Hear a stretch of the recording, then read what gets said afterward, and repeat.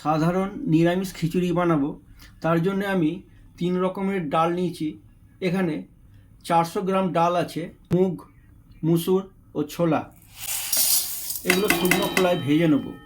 এখানে ডালটা আমার শুকনো খোলায় ভালোভাবে ভাজা হয়ে গেছে। এবার নামিয়ে নেবো অন্য একটা পাত্রে, ধুয়ে নেব। জল ফুটে গেছে, দিয়ে দেবো 3 রকমের ডালটা। এতে আমি বিশেষ কোনো মশলা ব্যবহার করব না। সেদ্ধ হয়ে গেছে, দিয়ে দেবো এবার আদা। দিয়ে দেবো ধুয়ে রাখা 200 গ্রাম গোবিন্দভোগ চাল। চাল ও ডাল ফুটছে, দিয়ে দেবো গুলে রাখা হলুদ।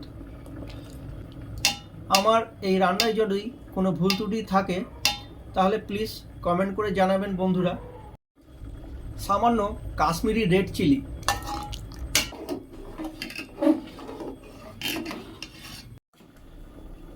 শীতকালের কিছু কুচো কুচো আলু, এই সময় এগুলো ওঠে।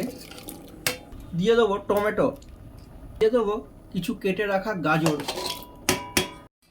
কিছুক্ষণ পর দিয়ে দেবো মটরশুঁটি। এখানে গরম জল করে রেখেছি, যদি প্রয়োজন পড়ে দেব। চলুন, একটু গরম জলের প্রয়োজন আছে, এতে দিয়ে দেবো। দিয়ে দেবো কিছু ভাপানো ফুলকপি।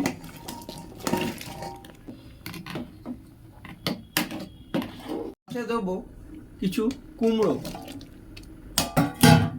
আরও কজন বন্ধু খাবে বলেছে, তাই এটা আমি রান্না করলাম আজকে আমার মন থেকে। সাধারণ একটা খিচুড়ি, শীতের দিনে খুবই ভালো লাগবে।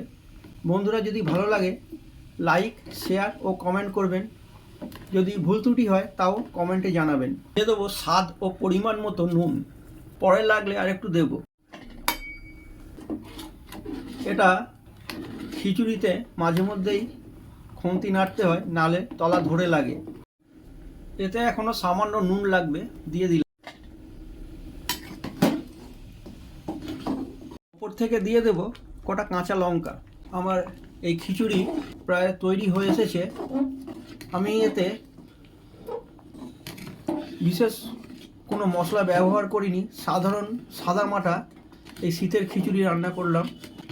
খেয়ে দেখি কিরাম হয়েছে। সুন্দর সুগন্ধ ছড়িয়েছে। এতে আমি প্রচুর মশলার ব্যবহার করিনি, কারণ যে সব রকম সবজি, চাল ডাল, হ্যাঁ, সব রকম যে কাঁচা যে সবজি যে সেদ্ধ, সেই ফ্লেভারটাই একটা সুন্দর সুগন্ধ আনে বা পুষ্টিকর। আমার তো খুবই সুন্দর লাগে সেই স্বাদটা পাবার জন্যে। শেষের দিকে দিয়ে দেবো সামান্য চিনি।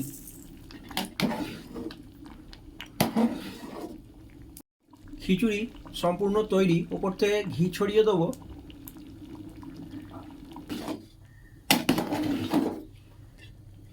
ঢাকা দিয়ে গ্যাস বন্ধ করে দেবো।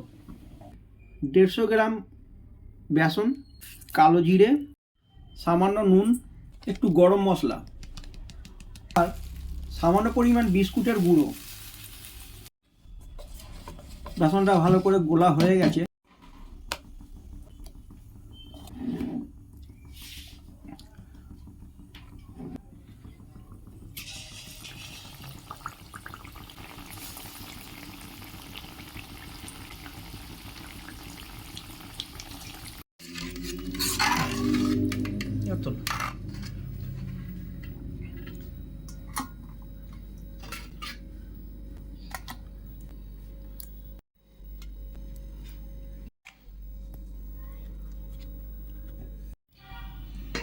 ফুলকপি, গাজর, কুমড়ো, আলু সব সুন্দর সেদ্ধ হয়ে গেছে।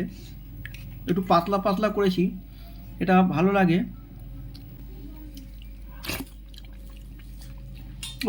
অসাধারণ টেস্ট হয়েছে।